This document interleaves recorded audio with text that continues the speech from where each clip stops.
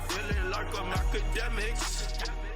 Vacation all last week, so I didn't get the opportunity to properly give Drake the credit he deserves for being stupid. But if you haven't heard, last week, Frozen Moments LLC, a company managed by Drake, filed a petition in the New York Supreme Court accusing UMG and Spotify of engaging in a scheme to ensure Kendrick Lamar's Not Like Us broke through on multiple streaming platforms, according to the petition.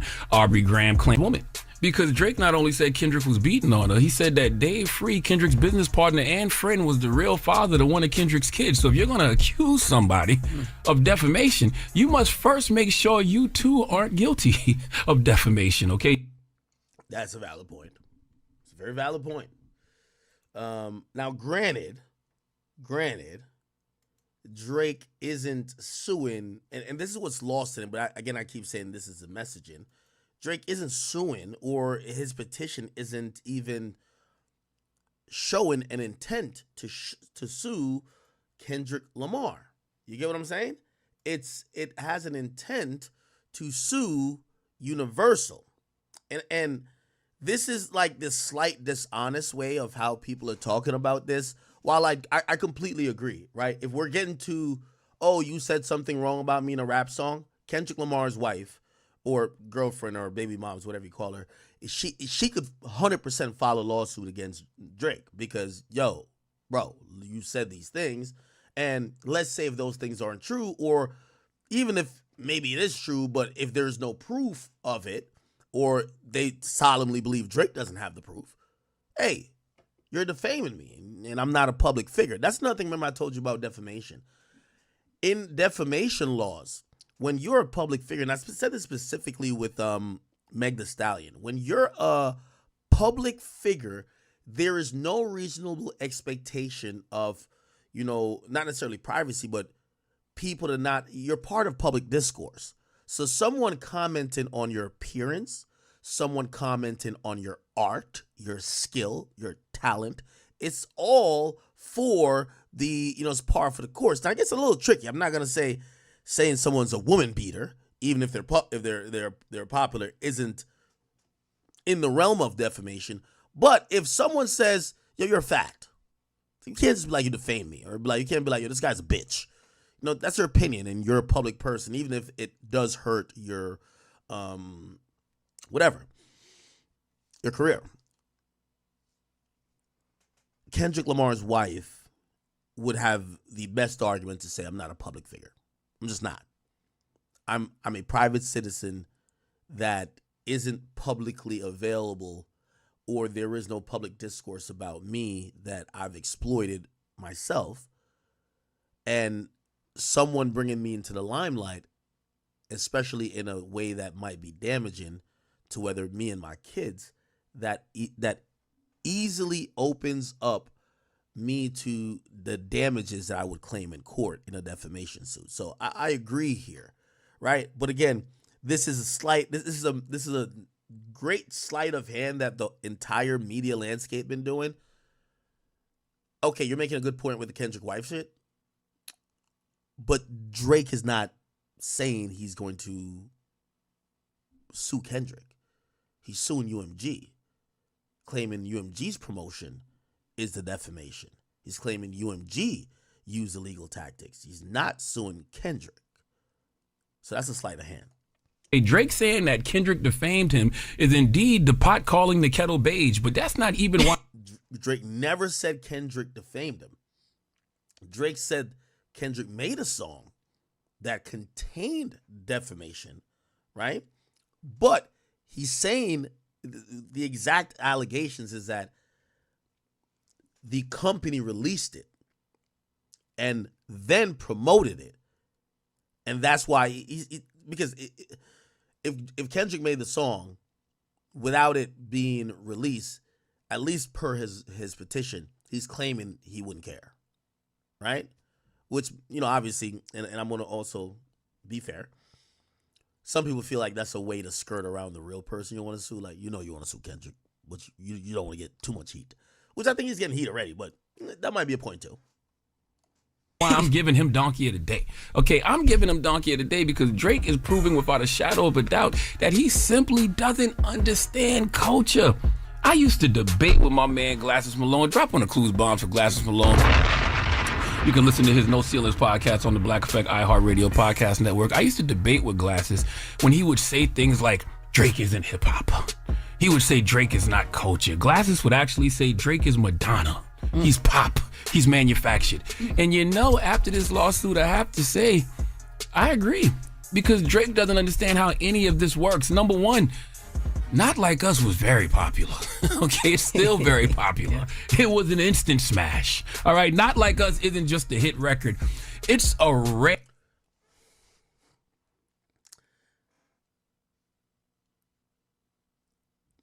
I think this moment in time has allowed people the room to say what they've always thought about Drake, and also basically pretty much almost blanketly, from what I've heard from many people, just say, we've never really accepted you as one of us, as part of culture. Because I don't think this lawsuit means that he ain't whatever. I think if at worst, and we don't know if this is exactly how it thinks, but at worst,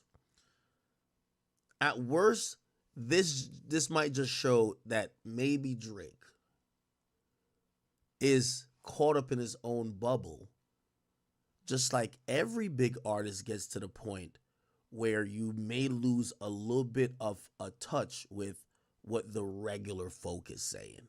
The regular folk is saying, oh, nah, this shit lit. And Drake might be like, how is it lit? I don't see it. Remember I said he's probably never heard that song out. And some people took that as I was saying he never heard that song, period. No.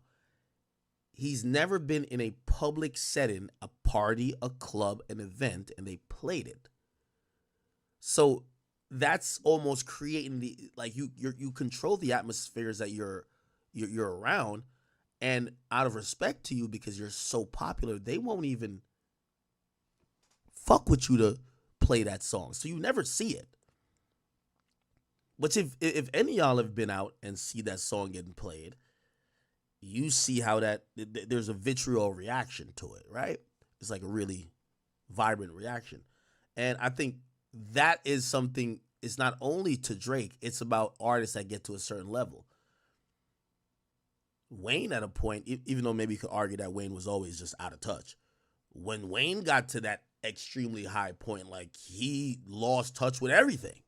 He ain't know what's going on. He was just in his own world.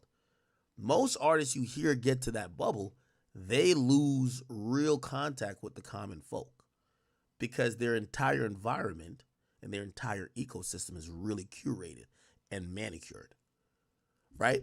But to address the thing about Drake isn't culture, or Drake ain't, oh, this he's been the whole time, this white boy, or whatever the case is, you're telling me one lawsuit, and everybody has filed lawsuits before, you're telling me one lawsuit erased 15 years of you've seen this guy make this type of music, live this type of life, be around these type of people, and have these type of traditions, and none of that mattered because of a lawsuit? Also, to be very fair, and let me play a little more. Rare cultural phenomenon. Records like that don't come along too often. Records like that can't be programmed. I don't care how much money you spend at radio or on playlists, whatever it is. When something is a cultural phenomenon, you can't buy that.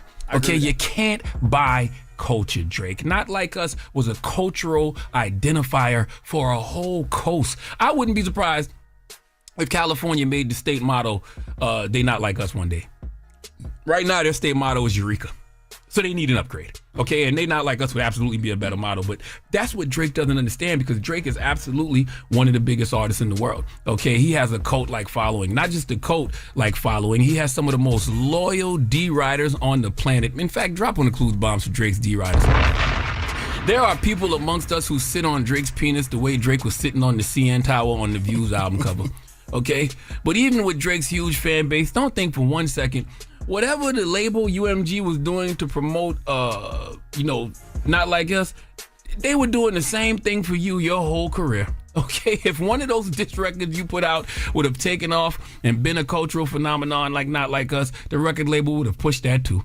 How would you be clowning Kendrick right now if Kendrick said, UMG, you didn't have to let Drake put that record out accusing me of beating my lady. You didn't have to let Drake put that record out saying my child isn't really mine. I'm trying to get you to see why you look like a complete and total sucker, Drake. Okay, not to mention, once again, you are a... Now, based on his narrative right there, that made sense, but that's not really why Drake is suing, right? We kind of get the reason while reading the petition that Drake has admitted that the goal of this was to lessen his value, and also that they've been in negotiations with no action being taken, and really he's alluding to the fact that he's trying to get a new deal, right? And because of that, that's the major thing. That's why the lawsuit's filed. The lawsuit isn't filed saying, oh, I'm a sucker because I'm losing.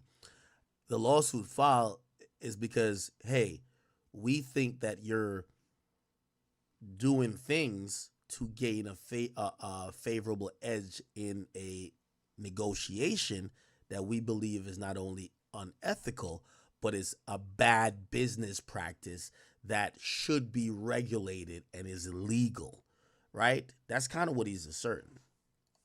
Huge artist, but don't believe your own hype too much, because those same tricks you are accusing UMG of doing for Not Like Us, they have done for you your whole career. There was a time when Drake was on the cover of every playlist on the browser page of Spotify. Okay, they did it with Apple too. I think it was called Scorpion Season or something like that. And he took over multiple playlists on the same day. All I'm saying, Aubrey, is stop acting like you haven't been the beneficiary of record label technology. Okay, you being a whole hoe simply because you lost.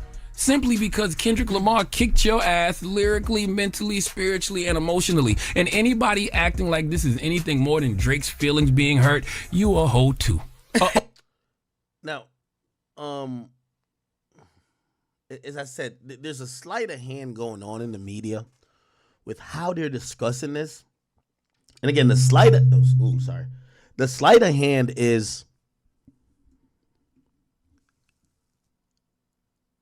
not the fact that Drake, even if you want to say, yo, he's being a bitch or he's upset, but he's upset at what he feels is unfair negotiation tactics. He's not upset about the result of a battle, right? That's a sleight of hand. Oh no, he's just mad because you lost, right? He again, he's upset at one thing, not the other. Anyway,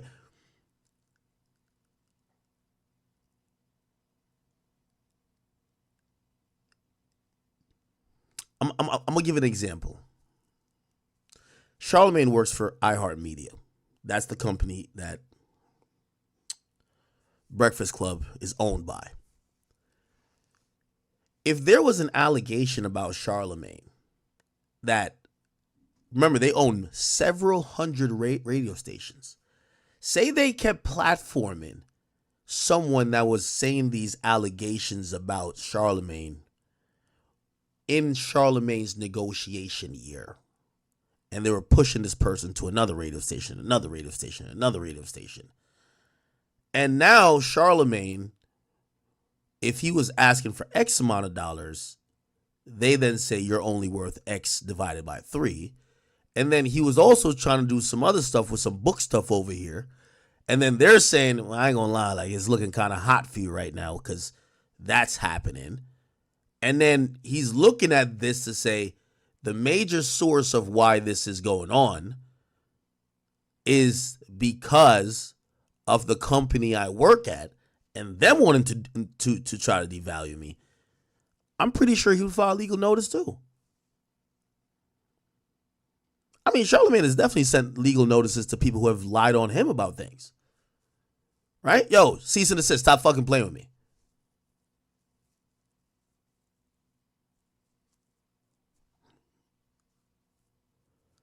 So I'm a little bit hesitant in just blanketly saying filing a legal notice means you're being a hoe. I believe there was a time that Star, and I don't want to dig up no bullshit, but like Star from Star and Buckwild said stuff about Charlamagne, and he got a cease and desist. Now, granted, you might think that's slightly different, but still, if there was an entity platforming either allegations or whatever that was destructive, like there was a time Charlamagne lost a couple of D's because of some of the bullshit being platformed. I'm pretty sure if he could have filed legal notices to either correct that or stop it, he probably would. So I don't know if I agree with just blankly saying somebody's a hoe. Ho to be exact, okay? He's fighting the same war that Michael Jackson fought. Drake is taking a stand for the art and the artists. People who are running with that narrative would hold Drake's penis while he pees and shake it for him when he's finished. Okay, Drake has been handling this terribly since Not Like Us dropped. And please, let's keep this in mind. Drake, you're in this position because you tapped out. Okay, you chose to tap out after you heard Not Like Us. Kendrick dropped too much tune for your head top. Okay, he gave you Euphoria, 616. Too much tune for your head top is hilarious. In LA, Meet the Grams, and Not Like Us. It was too much for you because you didn't have to tap out after the Hard Part 6. You could have went in the studio and gave us a bop. Now, I'm trying to really, I'm walking a very tight rope here because I want my comments. I'm making a very concerted effort to try to be as fair as I can. Okay, that is also a point, right? I think why some people are coming to the conclusion Charlamagne is coming to, and what I'm calling a sleight of hand mostly, is because they're saying, and it goes back to what the person from UMG told me. They said, think about how arrogant you have to be in the middle of a contract negotiation, then getting a rap beef. They're like, do you know what rap beefs are? People lie on you. Say, lying's always been a thing. This is a direct wording from, say, lying's always been a thing. Tupac said he fucked Faith. What else lie? Jay lied about Nas a bunch. Nas lied about Jay a bunch. Lying is part of this. So to have a integrity-filled battle means you didn't understand what a rap battle is. A rap battle is filled with lies. It's filled with slander. So why would you do that during a negotiation? If you know it could go any way and there's really no rules. So that was a point that I thought about. I'm like, yeah, that's a good. But then I guess to wrap this up was they said, and then I kind of agree. They said, let's just throw these numbers out as just to make this make sense. They're like, so Drake said he got 400 last time. This time he wanted 600, allegedly. Well, why would you get in a rap battle? Oh, you got in a rap battle because you wanted to roll the die. You wanted to gamble. But you know what happens when you gamble. You could win or you could lose. If he had won the rap battle, do you think he still would have asked for that 600 or would have said, give me 7 or 8?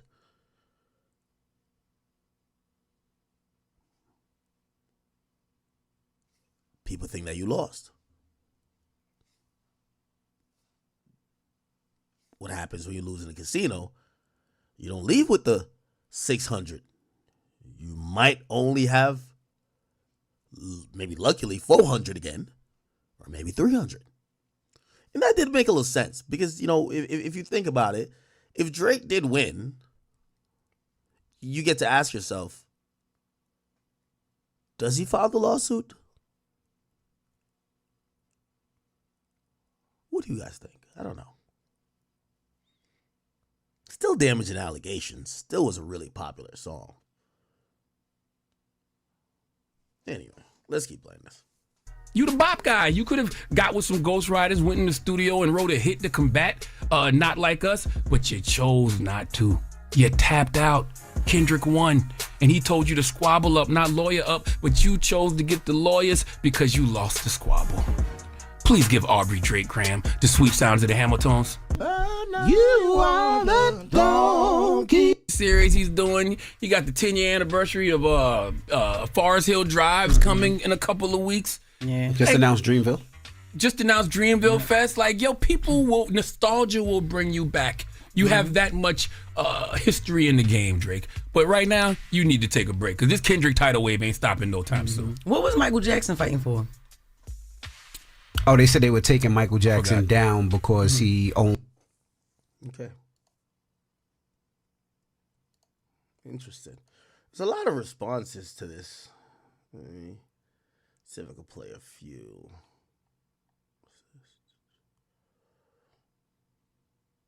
Okay. Speaking of timing, did you see Stephen A. Smith is speaking on hip hop these days? Hilarious. Here we go. It involved Drake and Kendrick Lamar. Now, remember last week I had to talk about this Drake lawsuit thing, right? Well, some additional news that y'all need to know about. Drake's recent lawsuit against Universal Music Group, UMG, has seemingly backfired, y'all. In a big way, by the way. Inadvertently boosting Kendrick Lamar's streams. The legal filings, which accused UMG of artificially boosting the popularity of Kendrick's diss track, Not Like Us, through streaming bots and payola, have resulted in a massive 440% increase in the song's sales and a 20% rise in streams. Since the filing on November 25th, the track has surged back up the charts on both Apple Music and Spotify. Even Cassini even speculated that. Okay, so essentially, Kendrick's sales spiked because of that. Whatever. There's so much commentary on this. Calling from Kansas City. Good morning. Hey, Crystal, good morning. What do you feel about the lawsuit? First of all, go Chiefs. What was Drake supposed to do? He should have did it a long time ago when he called him a pedophile. And my thing is, you know what Drake was supposed to do? He was supposed to rap. What? He was supposed to rap, and he didn't. True. He didn't have to tap out with the hard part 6. That's what we're missing here. Drake gave up.